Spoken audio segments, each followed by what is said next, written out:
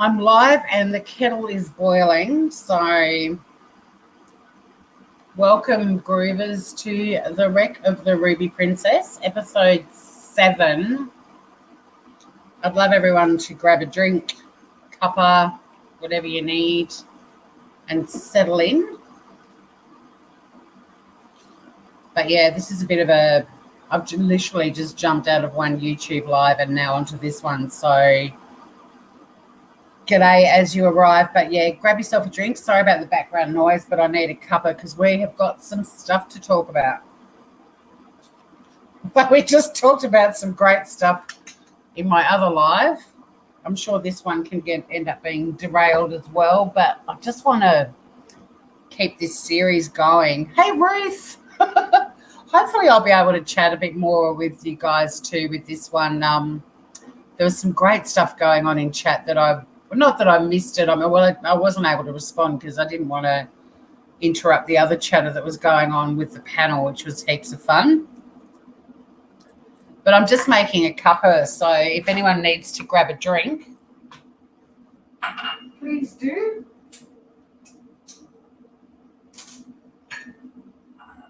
How you doing, Biscuit? Do you need more water? Oh, you've got enough? Good girl. You're like, oh no, are you still alive? Yeah, I am, kiddo. Wow, that last one was a heap of fun. Aussie and Will were good value.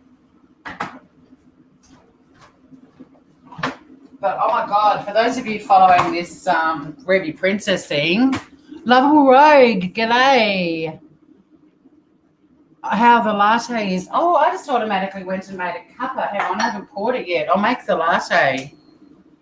Let's do this. What do I have to do? 1 teaspoon hot milk or water to create a paste. All right, I've just got to warm up a little bit of milk. I'll make that latte. Good reminding me. I'll save that other one for the morning. But yeah, the Wreck of the Ruby Princess, my God, we've got some serious stuff to chat about. Brad, my husband's off playing e-trivia all night. This is not how I saw your evening go, but here it is. Well, it's good to have you here, Brad. It is so good to have you here. I'll be doing some trivia games and stuff on Zoom, and I've done Trivial Pursuit, but it was a retro night because we used a board that was, from 1986 or 81 or something. Played Cards Against Humanity. What do you mean? Oh, why is it not doing it?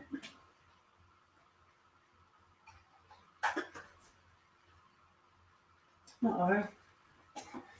Well, this isn't how I planned on starting, but that's okay. Everyone, grab a beverage if you haven't got one already. Oh, my little thing isn't... Oh, it's not plugged in. That'd help. All right, away we go. So I'm just heating up some milk. What I'm calling milk, it's basically cream and water.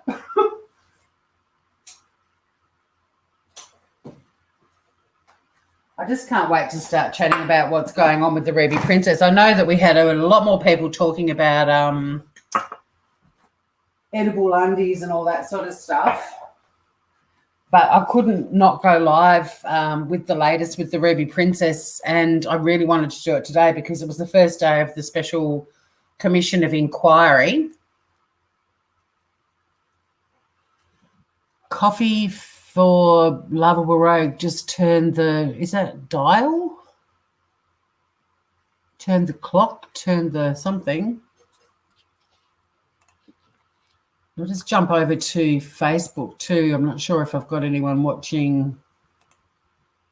I can't remember if I'm broadcasting to my 2 channels, my 2 YouTube channels. Oh, no, we are. We are on Facebook. Hey, Kim. Yeah, I haven't got my camera on yet, mate. I'm just making a I am live. I'm live on YouTube too, actually. I'll give you the link if you want it, if you prefer to come over to YouTube. You can certainly listen in Facebook, but I tend to chat more with the YouTube peeps than the Facebook ones, because if you come over to YouTube, you can jump into the chat there, and I'll just put the link into my YouTube channel. It's a Smooth Criminal podcast channel. Hey, Emily, how you doing? How's things? I'll just get this little latte made, and then I'll chuck my camera on. And, yeah, but because it was day one of the Special Commission of Inquiry, I really wanted to go live. And, oh, my God, the testimony today, it's so full on.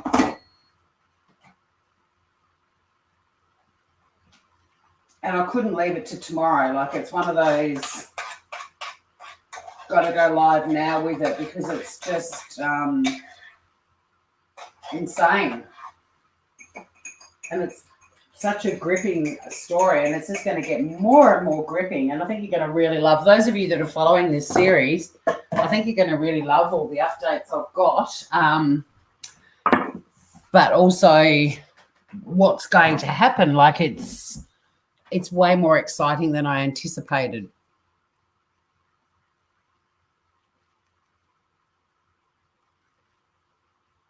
So anyway, I have popped the link for the YouTube channel into Facebook, and if anyone would like to come over to YouTube. Now, if you don't have a YouTube channel, it doesn't matter. It'll take you less than a minute to be approved to basically have a channel. You don't have to do anything. You don't actually have to start putting stuff on your channel, but it just means you can participate in the chat, or you can even jump up onto panel with me if you want to discuss it, like my friend Joe did the other night.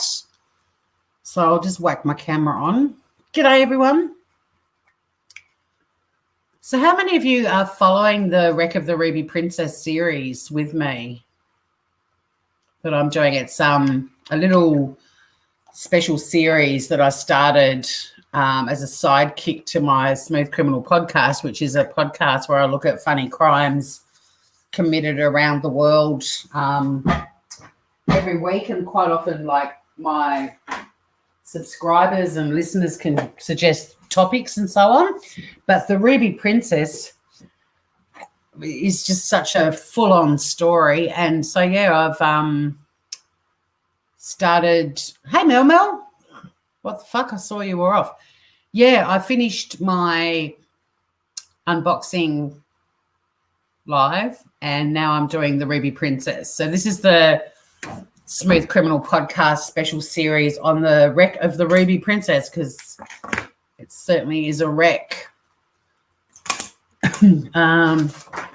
Emily, I'm mostly on catch up. God, sorry, I'm getting my notes. My notebook was under a pile of things, including my phone and a pen.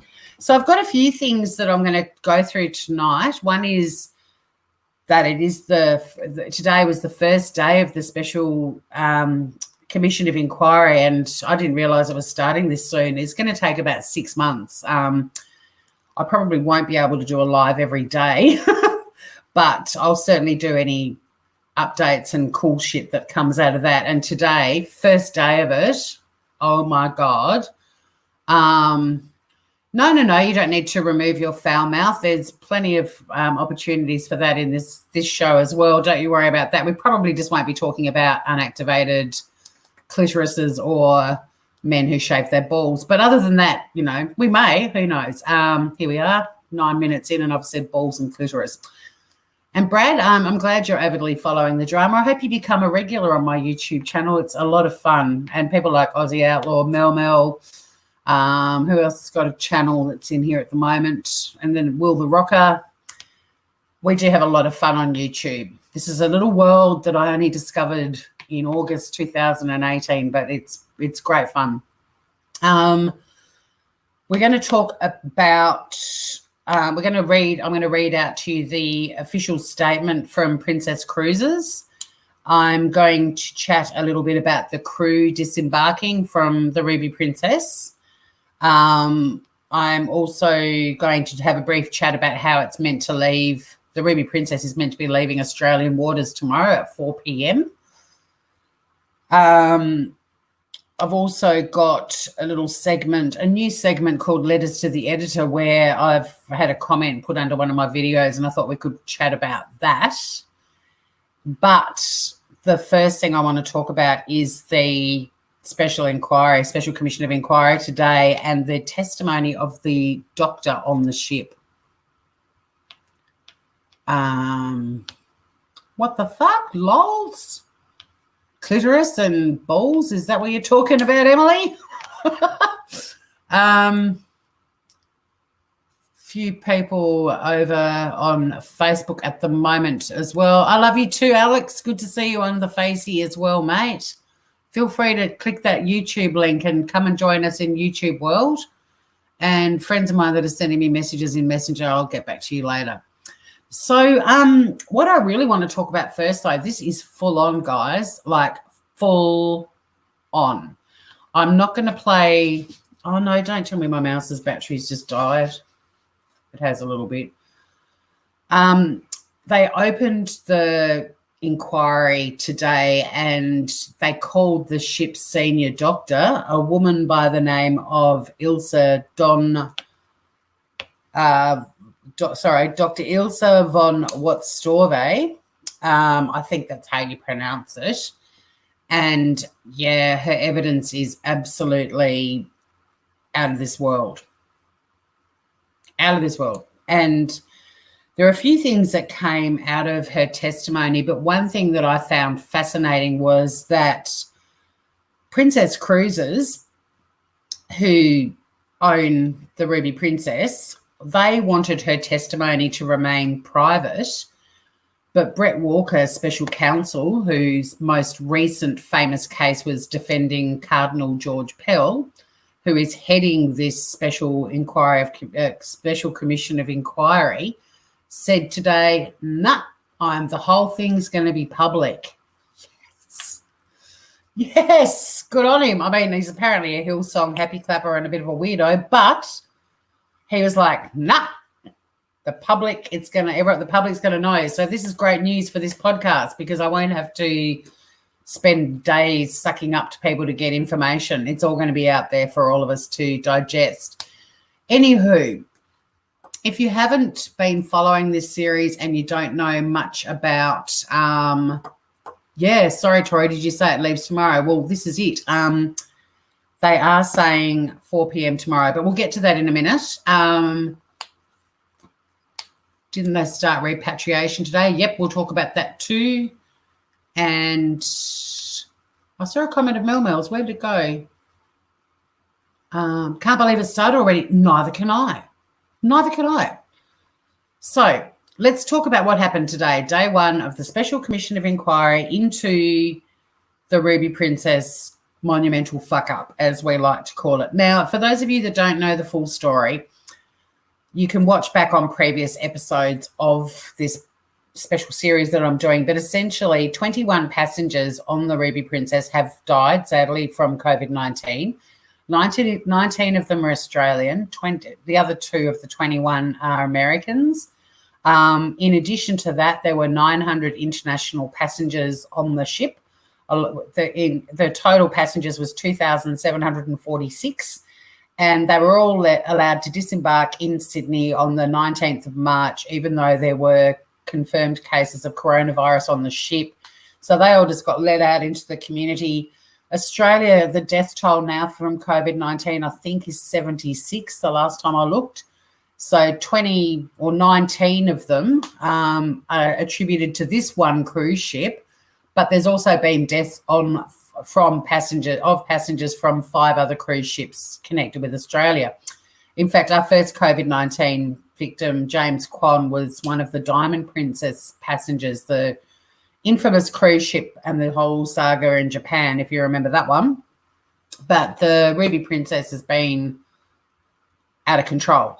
But you can please go back through my earlier episodes if you're interested in this story, because I do give a lot of info. I am going to do a video just on the chronology and the current data I've got. And if I need to keep updating that, I'm happy to do that as well. But basically, it's one of those things with countries around the world all just being confronted with this pandemic. it's very unusual to have a conversation with someone in Australia where the Ruby Princess isn't brought up. It's hot. It's a hot topic. So as a result of all of these balls ups with all kinds of players involved, from the New South Wales government, the New South Wales Health Department, the federal government, Border Force, the cruise ship company, the captain, the Department of Agriculture, Fishing and Recreation in New South Wales, all these different bodies are all basically admitting that things went terribly wrong, but then they're pointing the finger at everyone else. As a result of that, there's a police investigation underway with 30 detectives involved. Some of them are from the homicide squad. And in addition to the police investigation, which they may never make their results public, there's also this special commission of inquiry, which is a bit like a royal commission. And this is meant to take 6 months. And today was day one. Nobody's perfect, I guess. I remember the good old days when all you got on a cruise ship was a bout of gastro, or with Mel not missing a beat, or a surprise STD. Yeah, it ain't the Love Boat anymore, Toto. How's everyone doing over in Facebook? Pretty quiet over there, so I'll just keep soldiering on. So let me go to this testimony of the doctor. So the inquiry started today, opening day, and already has had a dramatic moment. I'd call it explosive. The ship's senior doctor was questioned, and she admitted she was surprised that passengers disembarked so quickly in Sydney. Essentially what happened was, more than 2,700 people dispersed into the city of Sydney before COVID-19 test results for sick passengers had been confirmed. So Dr. Ilse von Wartsdorf, the senior doctor on the Ruby Princess, was asked if 2,700 people disembarking en masse was safe. And she said, "I was surprised at the fact we didn't get a screen like the previous time." Now, this woman is currently on the Ruby Princess still. She was actually giving evidence from her cabin on the ship. She said a number of COVID-19 swabs had been sent off for testing when the ship arrived in Sydney last month, but passengers were allowed to disembark before the results arrived. So again, who's responsible for letting them all get off the ship? Counsel assisting Richard Beasley, SC, Special Counsel is what SC stands for, suggested to the doctor it was a risk to permit passengers off the vessel given the pandemic was intensifying in Australia and around the world. And she says, "I would agree with you." She said if the decision had been hers to make, she would have waited for results of the swab. Dun, dun, dun, dun, dun. But wait, there's more.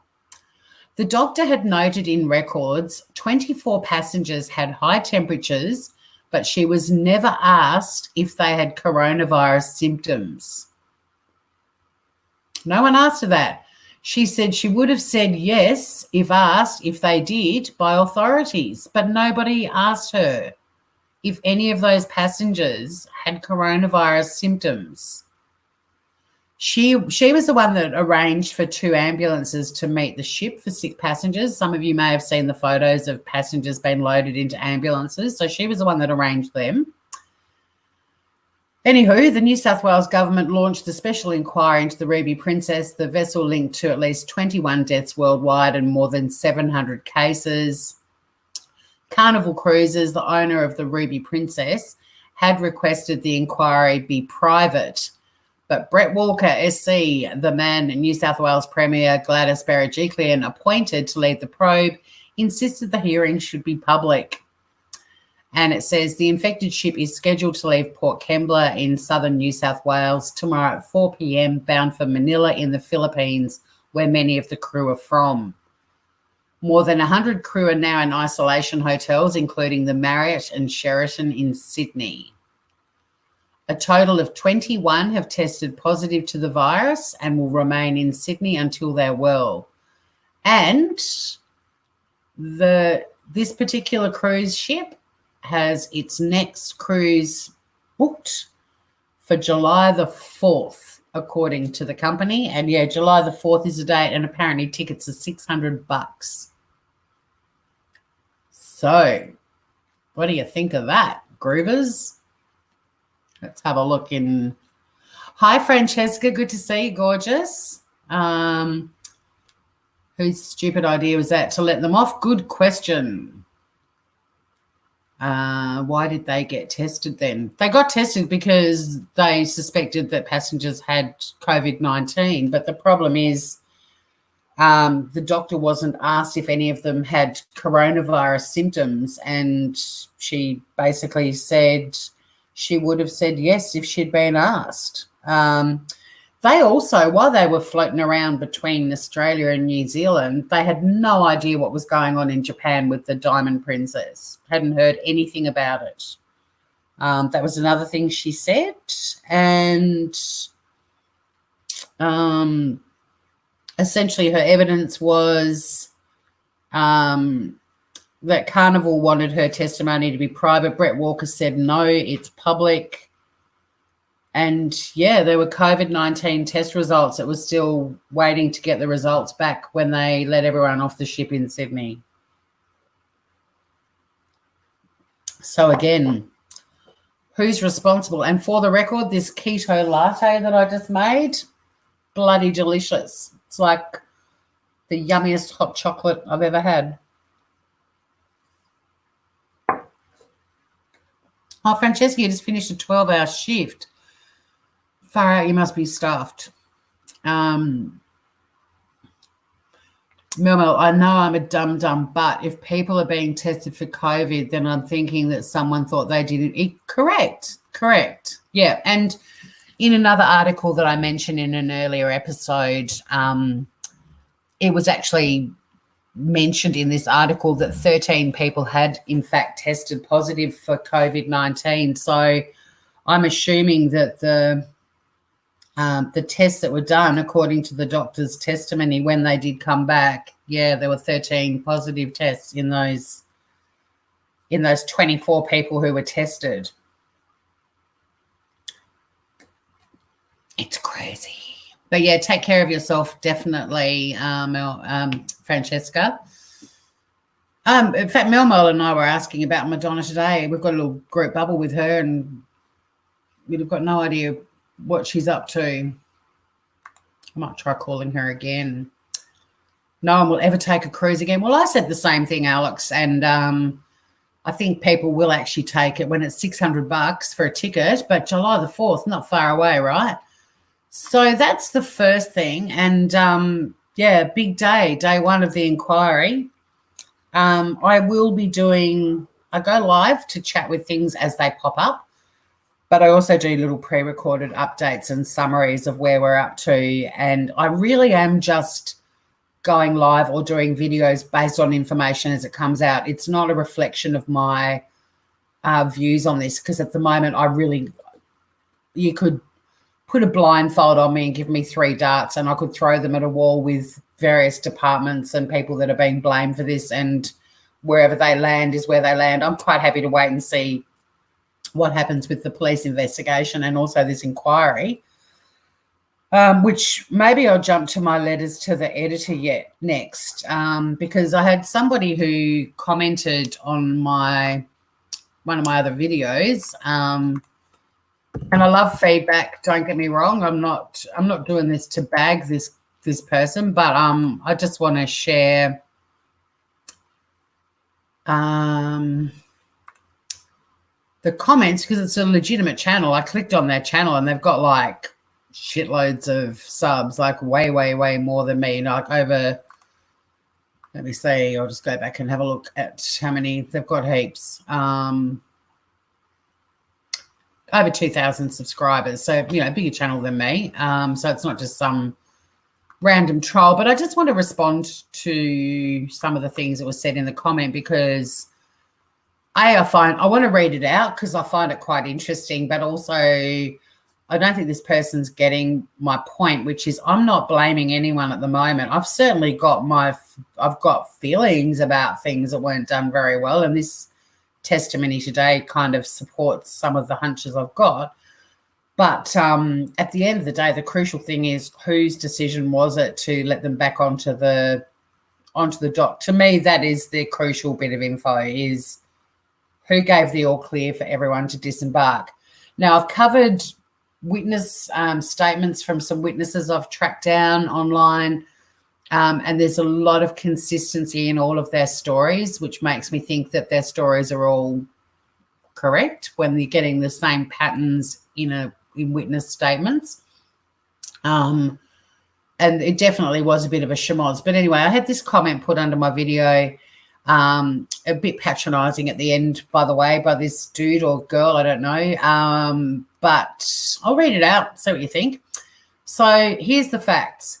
Passengers came on board with it. It's been confirmed cases were passengers who told crew they'd just come back from China. So that's another little red flag to go up, I guess, and another little rabbit warren to disappear down. It's interesting that's been confirmed. I haven't seen that in my travels, but I'm still researching the crap out of this topic. I'm spending a lot of time researching, and so I've made a note to follow up that one. The Australian government decided to bring back all their citizens, just like all other governments. That's correct. And the Ruby Princess came back to Australia 2 days earlier than it was scheduled to return. The Australian government, same one that dealt with the fires and the officials were cursed and spit on in the streets, did the mistake of debarking the passengers with no screening. Well, this is the issue. I don't agree with this person's comment yet, because the Australian government's saying not our fault. It's the New South Wales government. New South Wales government's going, well, it's not our fault. It's a huge stuff up. It's Border Force's fault. Border Force is saying we don't have the capacity to screen passengers. That's not what we do. It's someone else's fault. You've got New South Wales Health Department, the state government health department being blamed. You've got the cruise line being blamed. You've got the captain being blamed. Like I said, you've got the Department of Agriculture, Fishing and Recreation being blamed. Like, it's not a fact yet that the Australian government was the ones that let the passengers disembark with no screening. Anyway, this person then says, now the crew is stuck away from family and afraid for their lives. And I have actually mentioned that in not every episode, I don't think, but most of my episodes I've talked about how terrifying it must be for the crew on the ship and how they must desperately want to go home. So I was surprised that that was being pointed out to me, because I think I've been pretty empathetic as far as the crew goes. Everyone blames the cruise company. Not true, mate. Haven't blamed them. Don't think they're innocent in this either, but I'll wait till all the evidence comes out. Everyone blames the cruise company, but the case is simple. Just like how irresponsible people send their kids to school with flu and they end up getting sick, the teachers and the other kids and their families. See, I've got a major issue with that comment, because I'm not blaming the cruise company, and if the evidence comes out that they're completely to blame, I will blame them, don't you worry. But the thing is, COVID-19 can be asymptomatic in a lot of people. And I disagree with that metaphor about, or analogy about, parents sending their kids to school with the flu and everyone ends up getting sick, because when kids have got flu, gastro, you know they've got that shit. But COVID-19, so many people are asymptomatic and contagious. Norovirus is the most popular virus on cruise ships, and it's always brought on board by the passengers. And yeah, we talked about that in one of my episodes only recently about the gastro outbreaks and noroviruses. He says, or she says, no one is listening to the stranded crew, and I disagree with that. This comment was only yesterday, by the way. I disagree with that. There have been so many articles about the crew and how they've wanted to go home, and how a lot of them have been sick and transported to mainland hospitals, mainland Australia hospitals, and also the captain of the Ruby Princess didn't want to leave Australian waters in case they had a massive cluster outbreak on the ship or an emergency, and they were too far away to get that person or those people back to Australia safely. So I disagree with that. The blame and the entire situation takes a great toll on the crew mentally and emotionally. Well, I think the entire situation would, but as far as the blame goes, apart from some medical experts speculating that patient zero could have been a crew member who was feeding and distributing food to people, and it's not proven, it was purely speculation, and I mentioned that in my previous episode. But in terms of the crew being blamed, nope. All the stupid comments about sinking the ship and so on are just a display of ignorance. Okay.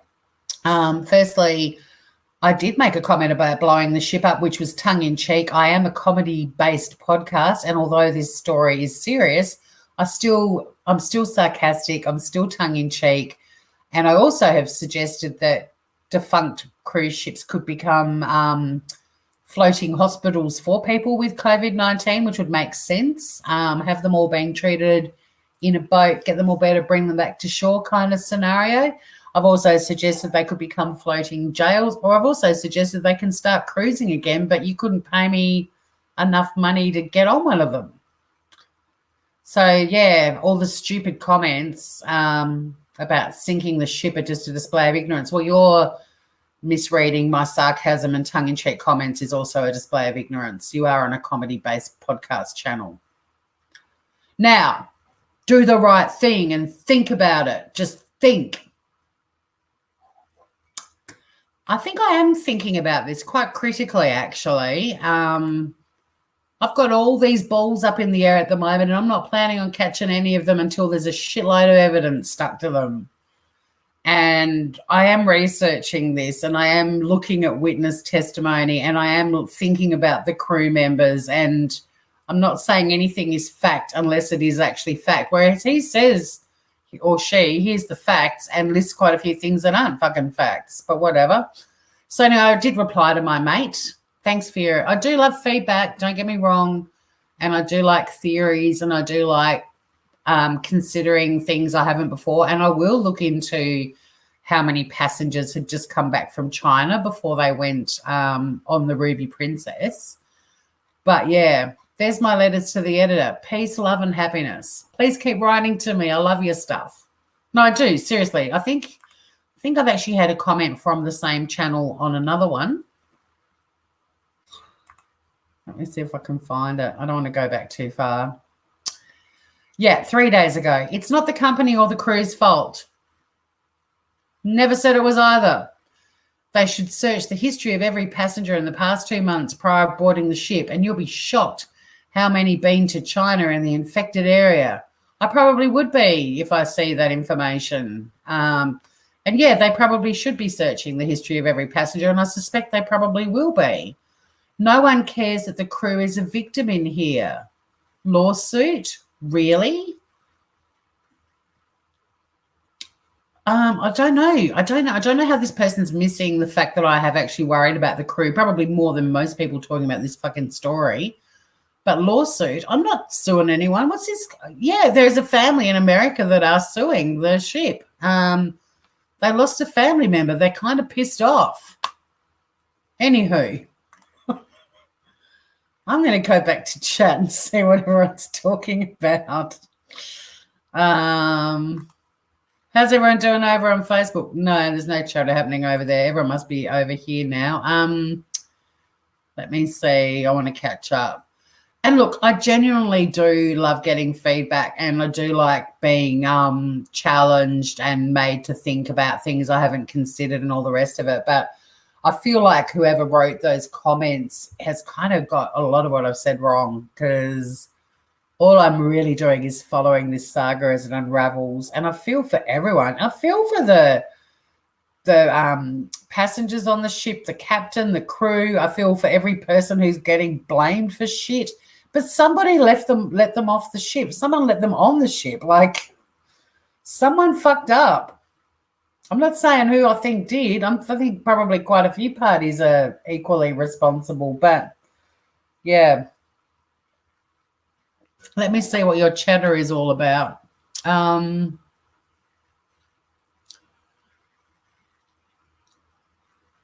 Fran, I had no clue the inquiry was beginning, so I said, neither did I, and I've been following it like every day, and it was like, oh, the first day of evidence. That's why I went live. Amir. Hi, Amir. Good to have you here. No one is talking about how many people have been infected in the community. I guess my question is, what would have happened if they didn't let people off? Maybe we would have more infections. Yeah, that's it. And Amir, I hope you're still around. Sorry, I'm only just getting to your comments now. I just had to do that other bit of feedback. It was 10 minutes ago, so hopefully you are still here.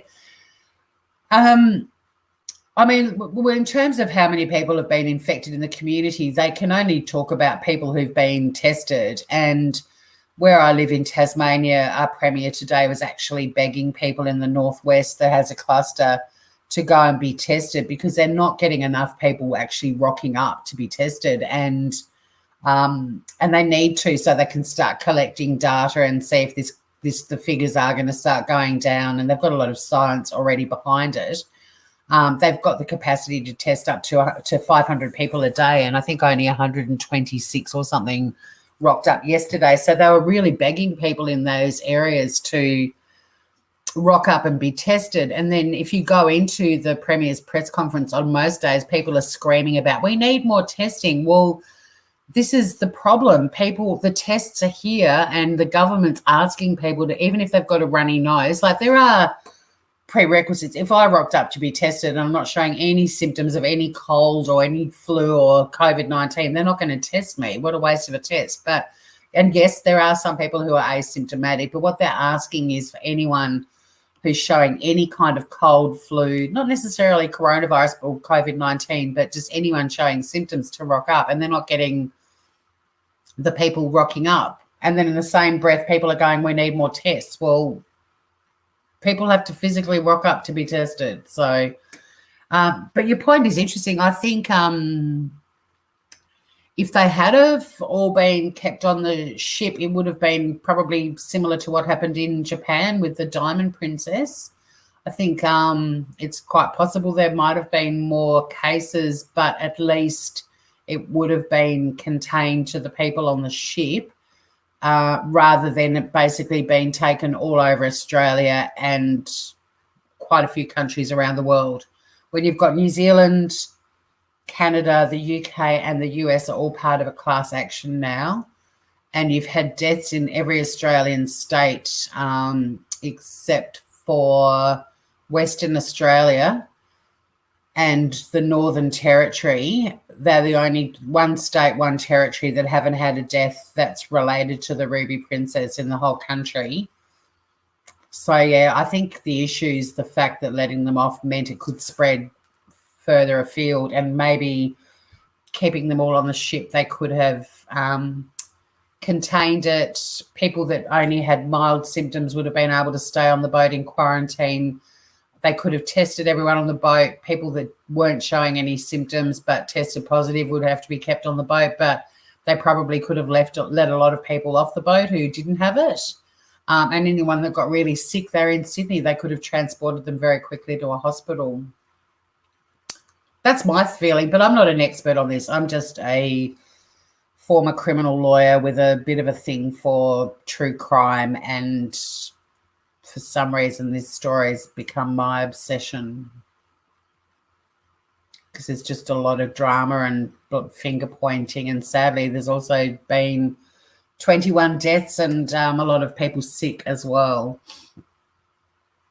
But good question, good comments. Thank you, Amir. Fine letting them disembark. Start putting your comments up too. They should have gone straight to quarantine. Yeah, they were given little slips of paper with fairly vague instructions on how to self-quarantine. But at the end of the day, one passenger's account that I read the other night, they were told on the ship before it docked to expect delays. So she changed the time a driver was going to come and pick her up to take her to rural New South Wales town where she lives. And then they all just got booted off the boat. Like at 6 a.m, this announcement was expect delays. By 8 a.m, the whole boat was emptied. And she basically spent the day or not the day, but half of the day in Circular Quay waiting for her driver to come and get her at midday instead of at 8 a.m. or whenever her driver was originally picking her up. So there's one person alone that was wandering around. There were a lot of people that had flights back to their home states that they jumped straight on, people going through airports, people flying home overseas. So, yeah, it wasn't mandatory. It was just this is what you need to do when you get home. Amir, it doesn't matter who gave the all clear. What matters is, did Carnival Cruises hold back information that would have resulted in a different decision? I agree entirely. In fact, on that topic, I might just keep going down for a moment, actually. I'm so glad you're following this topic. Thank you, Francesca. It's interesting, isn't it? Brad, and that was the Medium article suggesting Mitchell MP Alex Hawke intervened to get them off. Yeah, I know. That's an interesting one. And on my panel the other night, a friend of mine, Joanna, came up and she had actually seen an article where all the articles I've seen, Alex Hawke has denied any connection or has refused to comment, but she was fairly certain she'd seen an article somewhere where he had essentially admitted that he had his wife's parents were on the ship. I will go back to Amir's comment too, because I want to read out the statement from Carnival next. Not sure how this person can think it is. It's confusing and complicated, and that's why I love it. It's like, sometimes the truth is stranger than fiction. If you actually sat down and wrote this book, this is the sort of book, if I grabbed that off the shelves and started reading it, I'd be like, this is the best story ever. It's just sad that it's true and people have died and people are still really sick. Most of us Aussies are sarcastic and dry humoured.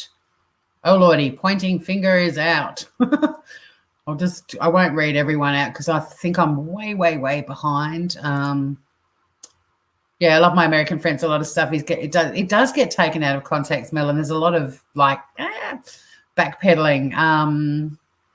Really good to have you in here, Amir. I like seeing all these new people popping in. Yeah, I saw Iva's testing thing too, which was interesting as well. Woohoo! I don't know what that was about. There's a difference between the Ruby Princess related cases and letting people off prematurely related cases. It's quite annoying that people don't differentiate the two. Huh? What do you mean? Because in terms of, I give figures for how many people have died that were on the Ruby Princess and how many passengers have tested positive, and there's about 700 of them. There's been 21 deaths, 19 are Australian, 2 are overseas. And the ABC, Australian Broadcasting Commission, they've tracked or traced another 35 international passengers who've also tested positive. And they're the figures that I'm going with. Yes, there are people who have contracted COVID-19 from being around people that were on the Ruby Princess. And if it can be established that they had direct contact, then they are included in those statistics as far as I'm aware. I can check that one out. But my understanding of all of the person-to-person contact cases, they do, if there is a connection, then they would, I don't know, actually, I don't know. I don't know if they are included. I don't think they are, because the 700 figure is the 700 passengers who tested positive. The victims were all passengers on the Ruby Princess, the 19 that I'm talking about. The 2 that were both Californians, the 2 people who sadly died in America, they were also passengers. So they are statistics and figures directly from people who got on the boat and got off the boat. All the others, the other people that have picked it up and are directly linked to Ruby Princess passengers, are not included in that figure. So I hope that clears that up for you, Amir, because I'm certainly not. I think I think it'll come out in the commission of inquiry actually how many people have contracted it from people who were directly on the ship. I think that's a given. But the numbers I'm giving in my podcast every day are all passengers from the Ruby Princess, and I haven't even included the crew because the crew figures keep changing as well.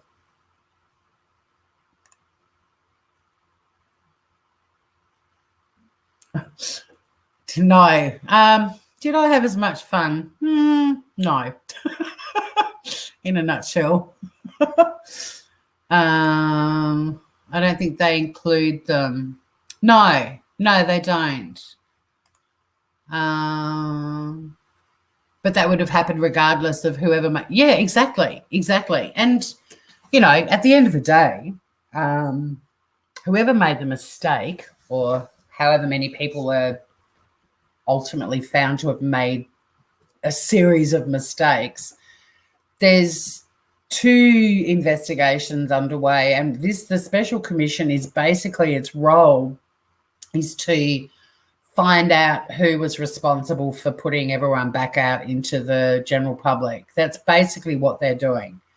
So they're going through over 7,000 witness testimonies to try and work out who caused the fuck up, which is what I want to know.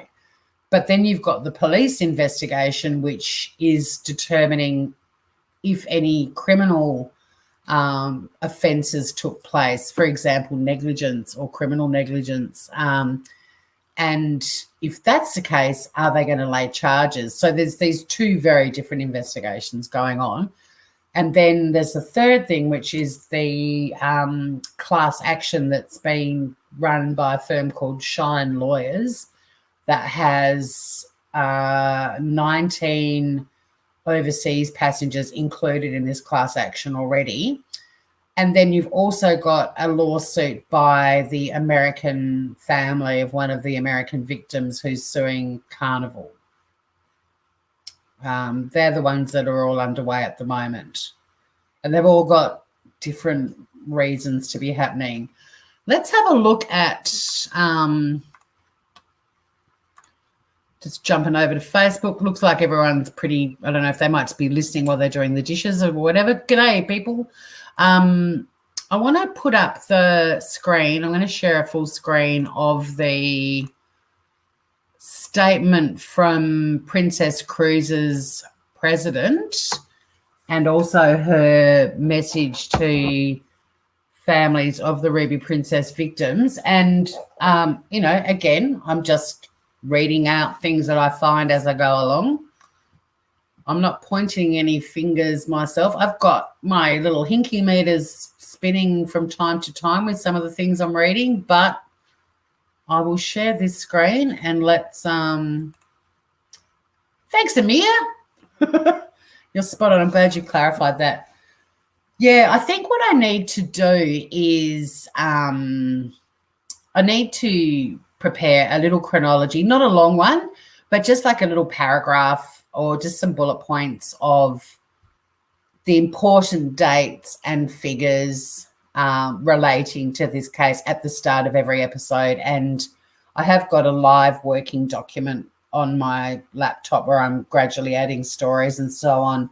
I just need to edit it down a bit, but I will do that as a sort of start every day. I was going to pre-record it, but there's no point because the figures are changing every day. But be right back, Mel. Cool. So let me just share this screen.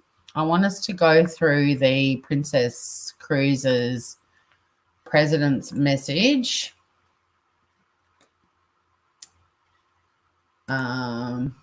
Talk about stressful time for this woman. I'll just and I just want to expand it. Poor thing, she's probably not wanting her giant head. Not that she has a giant head, but make her head giant. So this was the 13 hours ago, and it's this article or this statement is published across the board on numerous news websites. So it's sort of it doesn't really matter that much where it's come from. There's pretty much a consistent statement across the board. Emily, putting together your daughter's birthday Lego. She's only 4. Oh, what is it? What are you making? Is it one of my favorite New Year's of all time was me and 3 friends sat up till 3 a.m. making the Lego pirate ship and didn't even notice the clock had ticked over to the new year.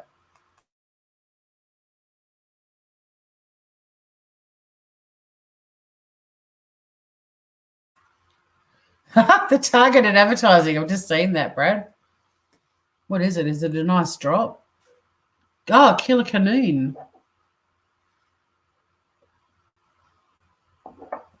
Bit of Riesling. So this is Jan Swartz, the president of Princess Cruises and Carnival Australia. So Princess Cruises are the parent company, and they are an American-owned company. And technically the port for the Ruby Princess is Miami, but we were chatting the other day and someone in chat mentioned that they actually are technically based in Barbados, is it, for sort of tax purposes? Anywho, I did take notes about that the other day. But so Princess Cruises is a parent company, and then you've got Carnival Cruises for lots of different countries, including Carnival Australia, and she's the president of Princess Cruises and Carnival Australia. The president of Princess Cruises has spoken publicly for the first time as the Ruby Princess prepares to leave Australian waters. I don't even know what those other ads are, but it looks like they want me to go four-wheel driving. I'm trying to make this bigger. Here we go. Around 900 COVID-19 cases and 21 deaths have been linked to the ship after it docked in Sydney on March the 19th, allowing thousands of passengers to disembark.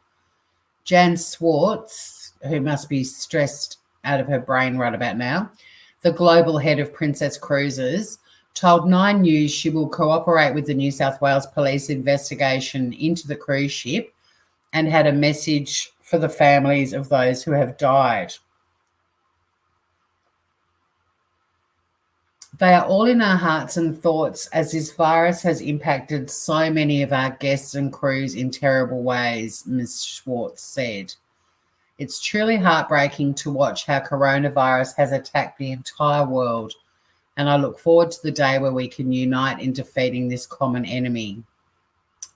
Ms. Schwartz said the company is offering counselling to everyone on board and providing full refunds to any passengers on the affected Ruby Princess voyage. Now, there was an interview with her last night, but because this was 13 hours ago, but 13 hours ago.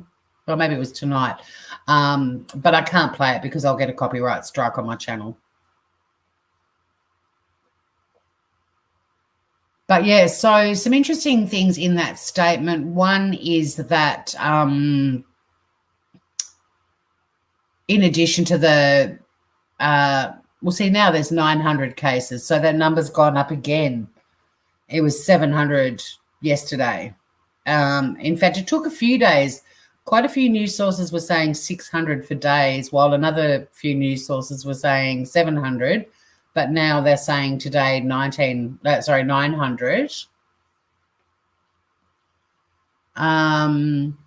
Interestingly, she has said she'll cooperate with the police investigation, the New South Wales police investigation into the cruise ship. But don't forget, Princess Cruises wanted the evidence of the doctor today in the first day of the Special Commission of Inquiry to be made private, and Brett Walker SC said, nope, it's going to be public. And then there was something else that I thought stood out. Well, I'm pleased to read that the crew members are being counselled, or it's been offered at least. So the guy that's commenting on my videos, or female, I don't know if it's male or female, but or maybe gender non-specific.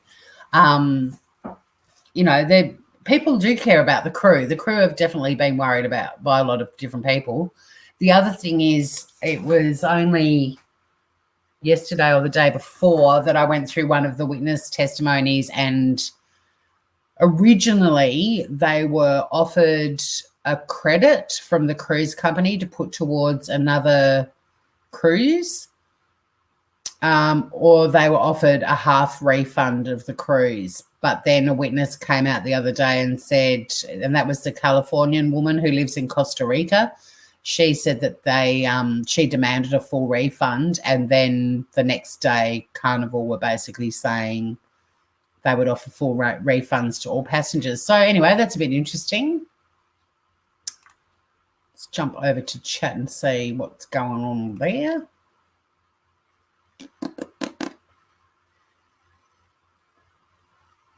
Toy Story Caravan. How cool. Caribbean. Yes, sorry, Caribbean. So that was one of the other things I wanted to talk about. Now let's just have a quick chat about the crew disembarking.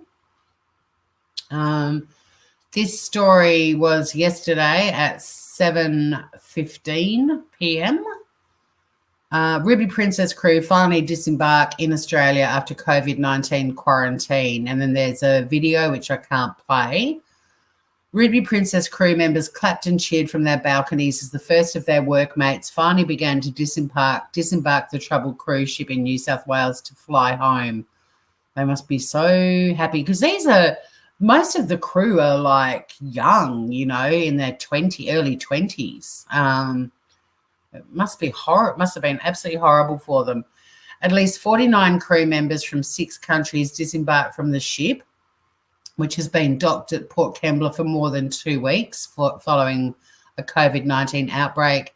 New South Wales Police has said more crew members will disembark in coming days, but hundreds will remain on board and return with the ship to its port of origin.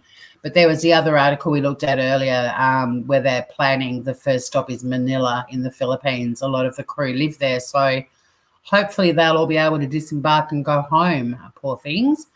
Although they're probably feeling quite relieved now. The Ruby Princess initially docked in Sydney in March when the ship's passengers and some crew disembarked. It has since been linked to at least 21 deaths and hundreds of coronavirus cases across Australia. And there was an article 2 days ago where they were saying they hoped they had enough well people on board to be like a skeleton crew to take the ship back to its port of origin. However, 49 have disembarked so far, and they're saying a few more are going to disembark in coming days. But also there's another article we'll look at in a minute which says they're leaving tomorrow at 4 p.m. But there are 1,100 crew members on board. So I don't think the skeleton crew thing is an issue anymore, because the bulk of them, it sounds like, is still on board. Now, the other article I was going to talk about with the crew. Where is it? Where have you gone?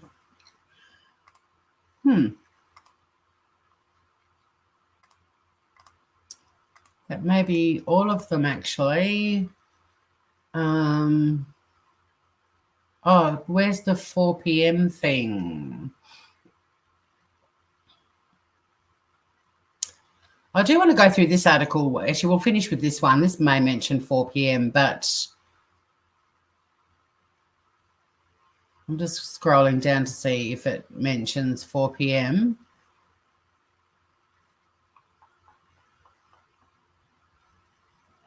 All right. Yeah. Okay. So I will put this article up on the screen as well, so that you know it's me just reading something out. Just checking. I wonder if the crew was still receiving an income. I reckon they would have been. They'd have to be. I reckon it'd be really bad if Ruby Princess or if Carnival Australia didn't pay the crew, or Princess Cruises didn't pay them. I mean, they've got enough shit to worry about right now. You'd hope they're being paid. Okay.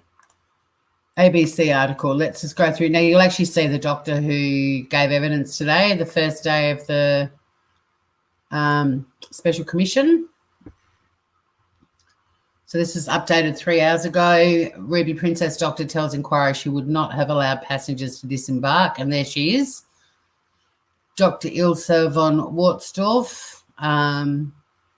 She's young too, you know, they're young people. The senior doctor aboard the ill-fated Ruby Princess cruise ship has told an inquiry she would not have let passengers disembark when it docked in Sydney last month. Almost 2,700 passengers were allowed to disembark the vessel on March 19, despite more than a dozen people on board displaying symptoms of and being tested for COVID-19. See, now this is saying more than 600 cases, but that other article that we just read before said 900. But in any event, they've since been linked to the Ruby Princess and at least 21 deaths, making it the single biggest source of infection in Australia. Senior Dr. Ilse von Wartsdorf told the inquiry she swabbed some passengers who'd presented with flu-like symptoms for COVID-19 after they tested negative for influenza. The times that we were in, I was trying to be sure if there was a chance of it being COVID, that we would know about it and we would pick that up, she said. The inquiry heard 2 asymptomatic passengers from the United States and 5 people with flu-like symptoms had been tested when the ship docked at Wellington in New Zealand. So people were being tested at that point for the flu, let's assume. Napier in New Zealand was the last port of call, so this was after Wellington, and a cluster of COVID-19 cases in Napier, New Zealand have been attributed to Ruby Princess passengers who disembarked in Napier for the day. It also heard more than 100 passengers had developed respiratory illness during the trip, and all those with flu-like symptoms had been confined to their cabins. So, I mean, they were doing stuff. You know, this is the thing. There was stuff happening even when they were in New Zealand and people being confined to their cabins. Like, I just don't know how they can say they didn't know what was going on. Counsel assisting the inquiry, Richard Beasley, asked Dr. von Wartsdorf whether it was appropriate passengers were allowed to disembark. I was surprised that we were allowed to do that without waiting for the results to come through, she responded. If it was my decision, I would have perhaps waited like the previous time. And I need to find a bit more about the previous time. The vessel was at the centre of a stoush between the Australian Border Force, ABF, and New South Wales Government, who each blamed each other for green lighting passengers to leave the vessel. ABF's Commissioner Michael Outram said the directive to disembark came after New South Wales Health categorised the vessel as low risk. Now, don't forget too, I've seen and shown before the email from Princess Cruises saying there was no contagion on board. I still need to verify that, but if they sent that to New South Wales Health, and New South Wales then categorised the vessel as low risk because it said there was no issue on board. See, this is why this is such a fascinating story. And this is why some people are blaming the cruise liner dude who puts comments under my videos.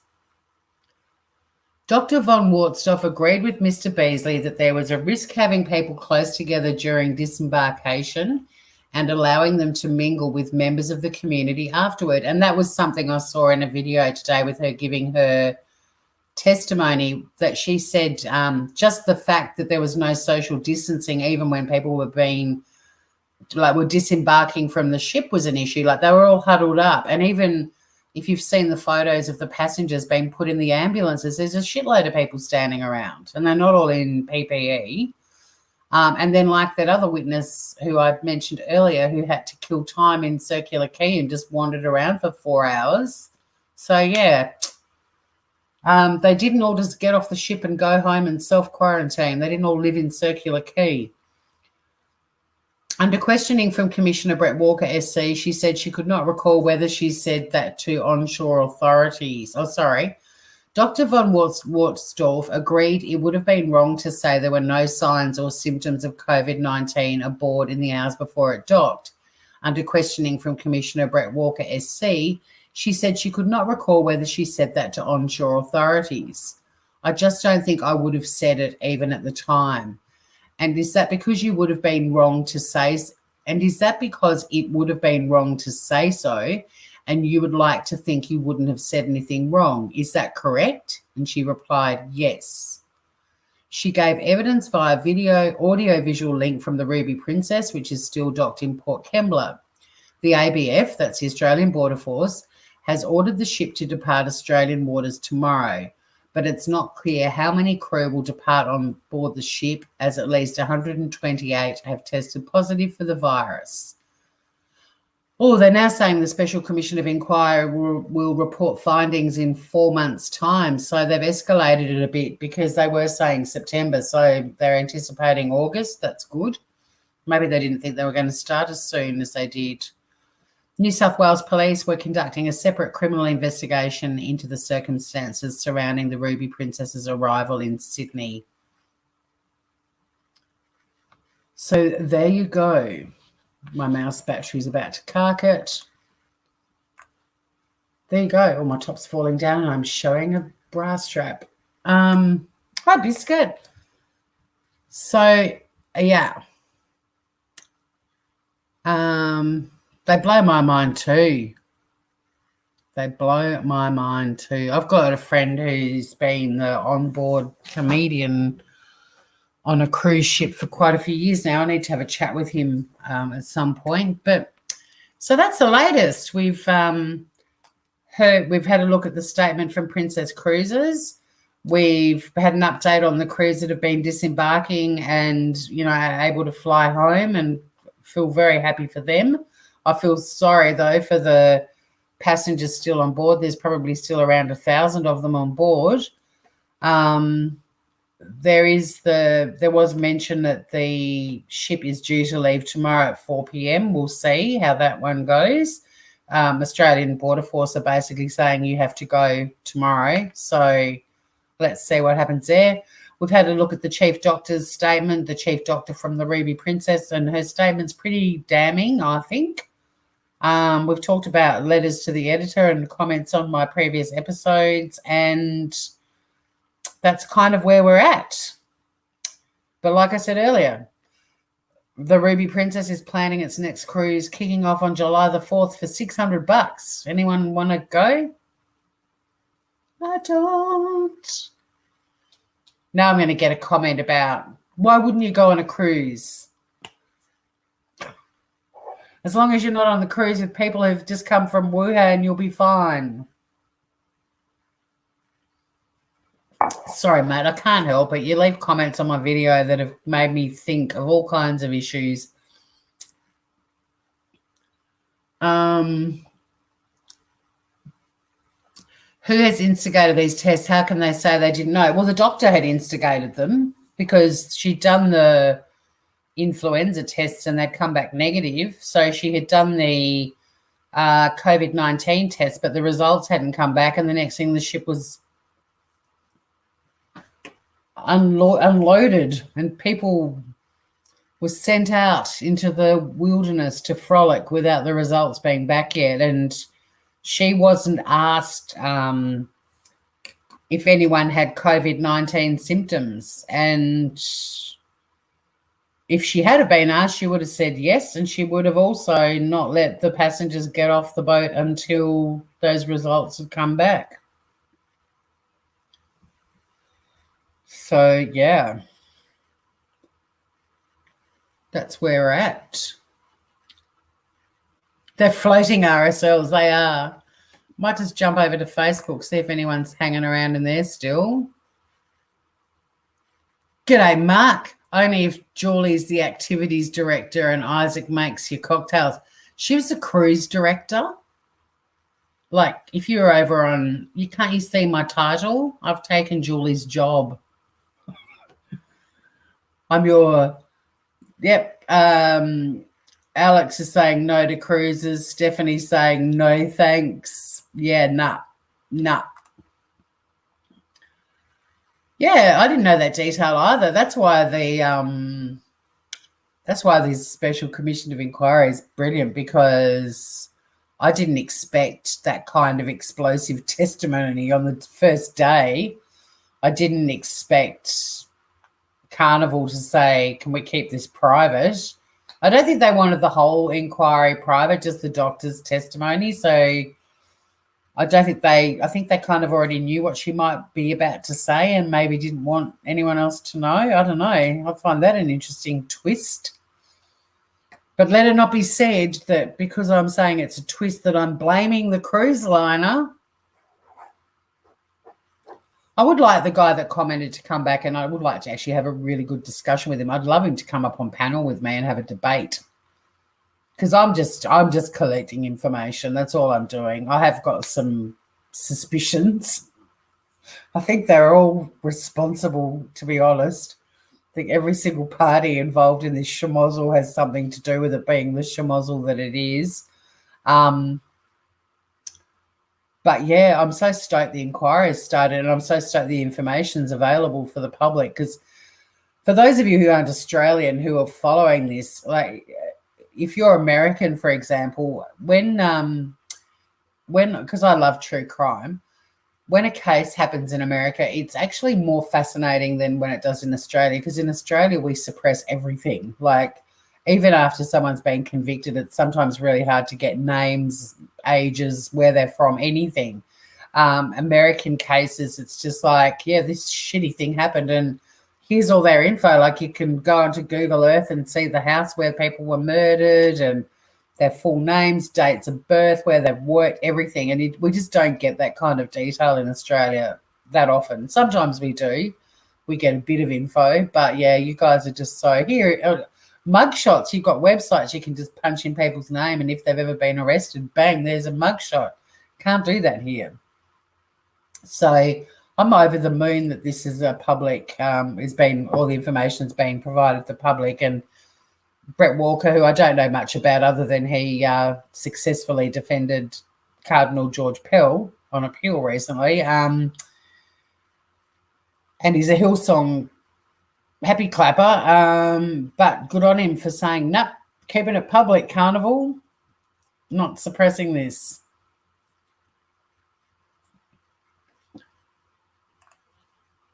You have numerous people having symptoms of COVID-19. It's like talking to a girl in the bar and forgetting to mention American tickets. Yeah. I've met a few of those people, Amir. I know them too well. And then, I mean, look, one of the things that, not just Ruby Princess related, but just generally COVID-19 and watching the Premier's press conferences and the Prime Minister's press conferences and listening to CoronaCast and all that sort of stuff. I mean, this virus needs to hitchhike on people for it to exist, which is why we're all being asked to stay at home. But it also has a quirk in that it can be like silent in people as well. People can be asymptomatic, and a lot of people scream and yell and go, what about all the asymptomatic people? And it's like, well, it sucks. But, you know, what can you do? There are, you know, you encourage people to self-isolate, stay at home as much as you can. If you are asymptomatic and you stay home for 14 days and come out the other end and you had no idea you've got it, then you haven't passed it on to anyone. But there's no sort of remedy for the asymptomatic people in this scenario. It's part of the shitty part of this coronavirus. If everyone got symptoms, it'd still be a nightmare, but it would be much easier to control, I guess. But the fact that there's asymptomatic people in the mix, that's part of the shitty part of this virus. And there's no remedy for it. You can't do anything about it. You can ask people to stay at home and hope that asymptomatic people do the right thing. But the reason it went crazy in so many countries, because this isn't a flu. This is hideous. Like you watch watch 3 videos on YouTube of people that have survived it and listen to what they talk about. And I mean, you get the occasional person that goes, oh, it wasn't that bad. But most of them, it's bloody awful. Like, it's way worse than a flu. And if you had those symptoms, you wouldn't be out and about. No way. These people are bedridden, they're sick, they can't eat, they feel like they're swallowing glass. Like, it's not fun. You wouldn't be just skipping out in public with it. And that's why it took off so much in so many cities, especially heavily populated, crowded ones, because there were a shitload of asymptomatic people that had no idea. And it's not their fault. Unless they went and sat in a room on someone's lap who had tested positive for COVID-19, it's not their fault.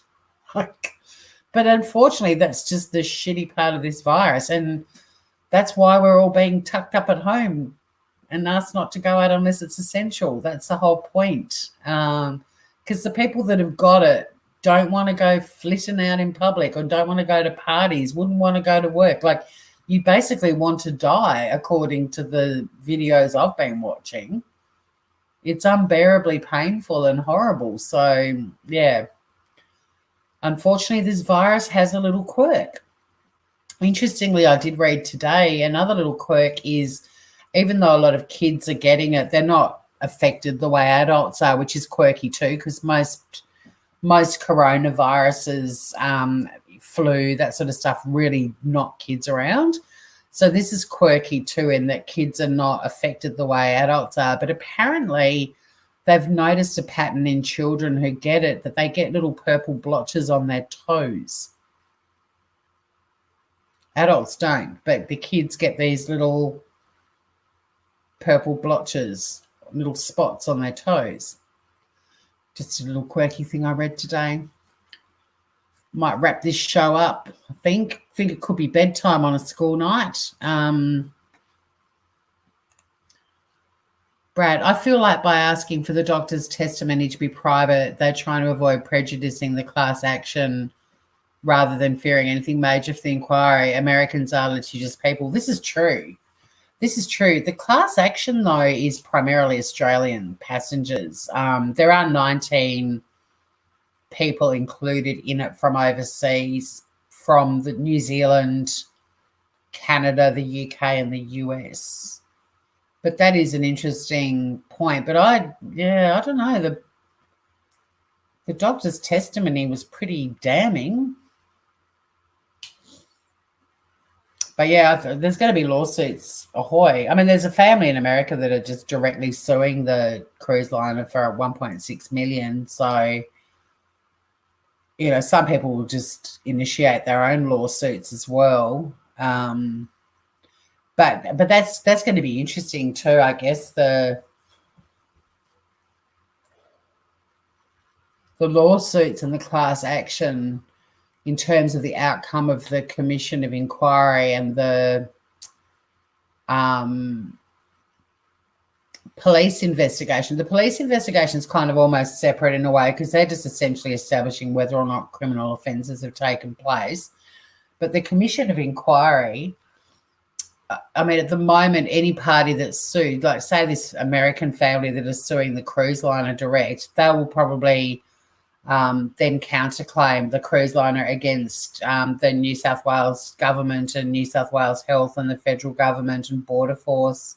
And then presumably when the commission of inquiry just determines who was responsible for letting them off the ship, then some of those parties might be taken out of the equation. I'm just trying to think this through logically. I don't know. That makes sense to me. But I need to, I'll sit down and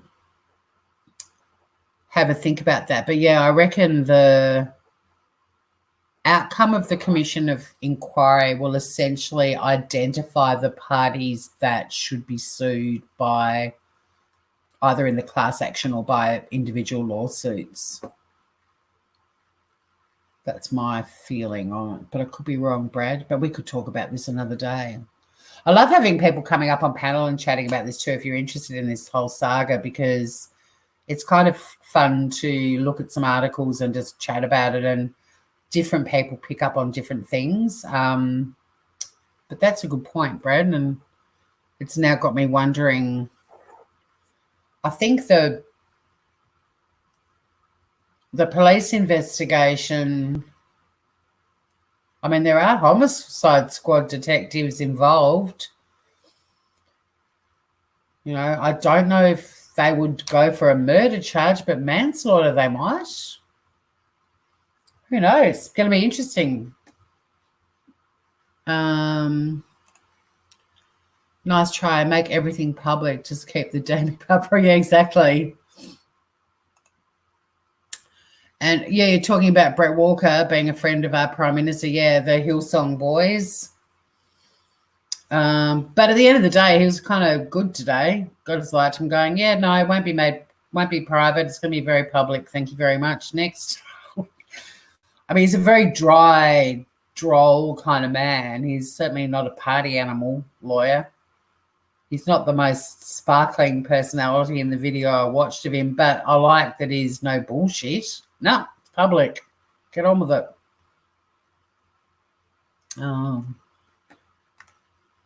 The fact it lasts so long makes it worse, weeks and weeks, and no one knows the long term of coronavirus. Yeah, there's already. It's so sad, but there's already medical evidence that people who have recovered from it are going to have ongoing health issues for the rest of their lives. A lot of them, the ones that were really severely knocked around, especially, and it's only a very small percent, unfortunately, but especially the people that have ended up being on respirators and survived, and there's not many of them, but they are really going to have issues. So, yeah, it's pretty sad. I think a lot of people's lives, the quality of life is going to be very different now because of this. I mean, not just the fact that so many families are being decimated and losing family members and not being able to say goodbye to them and all of that sort of stuff, but the people that are surviving it, I think they're in for a lifetime of problems. It's a really shitty virus. Not a good one. Study my daughter's toes from now on. Yeah, I just read that today. They didn't have they used a Getty Images stock photo of some kids' toes. It didn't, because I was like, I can't see any purple spots. But it was like a stock photo. They don't have any photos of it. But, yeah, that's a common pattern they're finding in kids that are catching it. Bye, Mel. Thank you for hanging out in both of my lives. Yeah, it can live up to 3 days. Well, they're saying I read the other day in one of the articles that some surfaces now they're saying 72 hours. So that's like 4 days. So what did Amir say? That's in a very controlled environment. It's a lot less in the real world. I don't know what I missed. Oh, the surface thing? Yeah. I mean, it's a fascinating thing because we're only in April and, you know, it was very late in December that China started to make information public, even though one of their documentaries I read, one of the exposing China documentaries was saying they had knowledge of it even as far back as September, which is really creepy if that's true. They definitely knew about it in November. But considering, it's only April and this whole thing's just been unraveling organically with everyone, even the governments, like they might be getting a bit of information a day or two ahead of us, but a lot of what's happened, everyone's just been learning by trial and error. You know, it's not like people have had this knowledge for a decade and they've been prepared for it to happen. Like everyone's kind of learning it as we all go along. And, you know, and I'm mindful of that with the Ruby Princess, the wreck of the Ruby Princess series, you know, that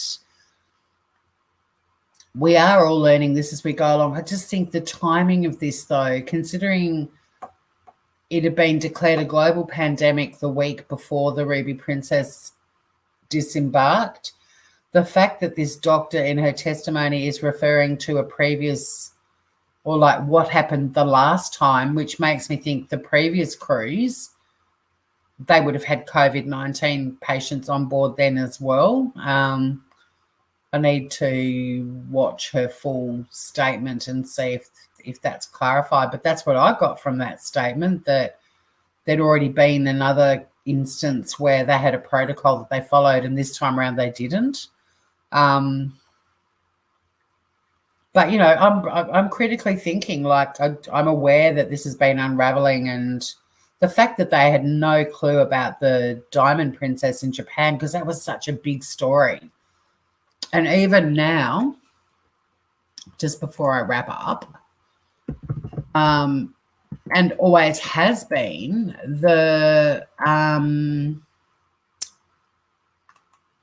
coronavirus statistics, the Johns Hopkins University website that I look at, back when I first started going live about this, and it was crazy, like there were 10,000 cases worldwide or something, and what, now we're 2.5 million.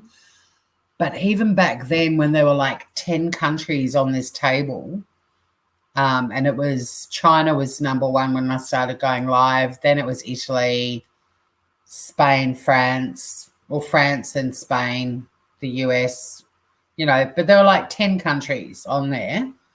But the Diamond Princess had its own table, and it still does. Oh, fuck, Spain's copped an absolute battering. Russia, a massive battering. 5,000, over 5,000 new cases in the last 24 hours. Spain, over 4,000 in the last 24 hours.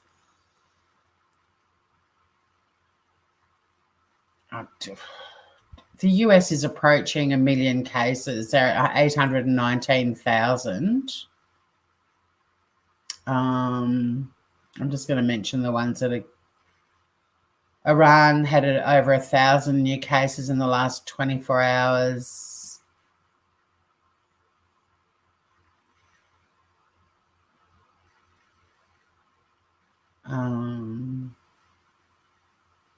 There are some places I just don't think the figures are accurate at all. South Korea is having its sort of second wave, as they call it. So Singapore.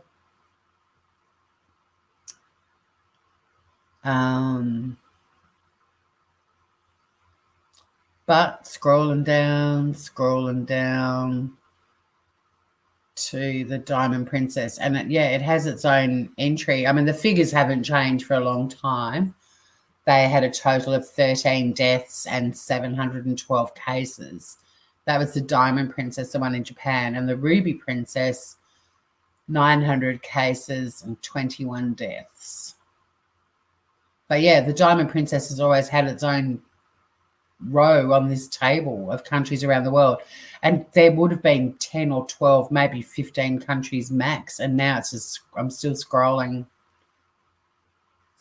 down. Greenland's the only place in the St. Barth. I was going to say Greenland is the only place in the world that has been cleared of it. Like, people have caught it, they've had a little cluster, everyone's recovered.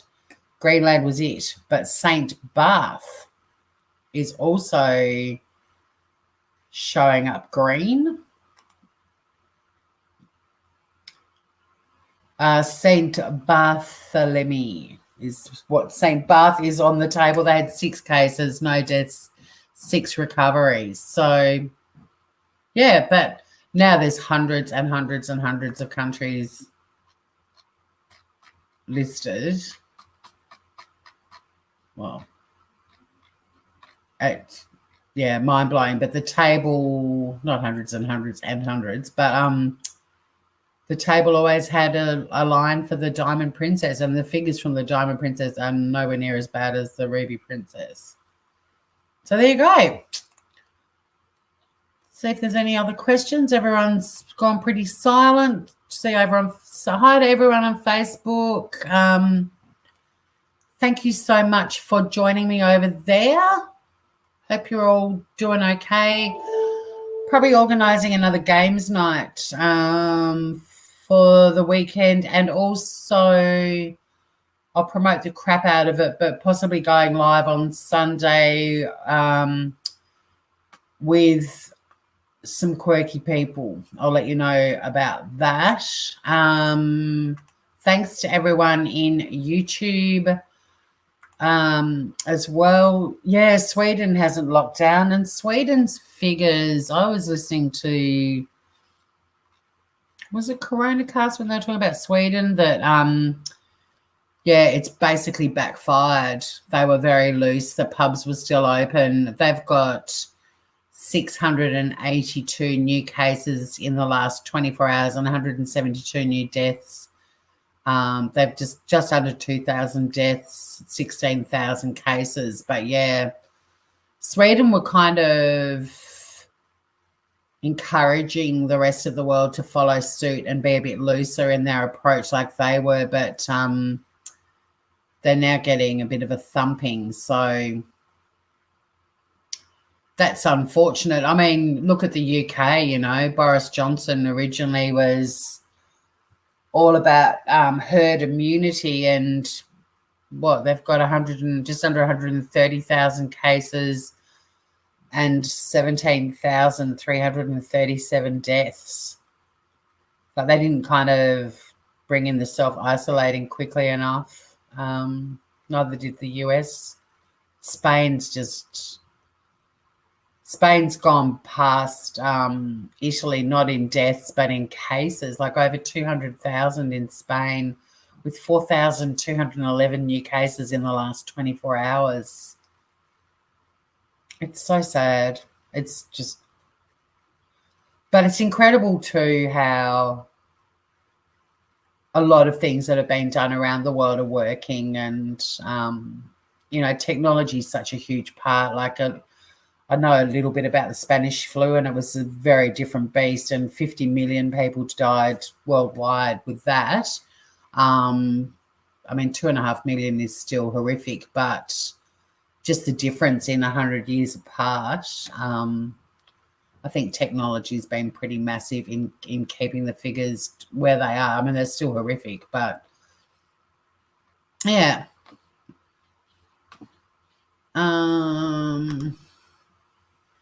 Boris, geez, yeah, Boris. We love quirky people, Francesca.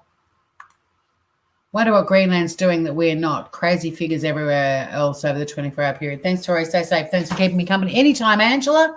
I think with Greenland, they just, because it's an island, they were able to contain it. And, you know, there was probably a little bit of social contact, and that's how the cluster formed, and everyone's recovered, thankfully. And now there's no coronavirus on their island, or no COVID-19.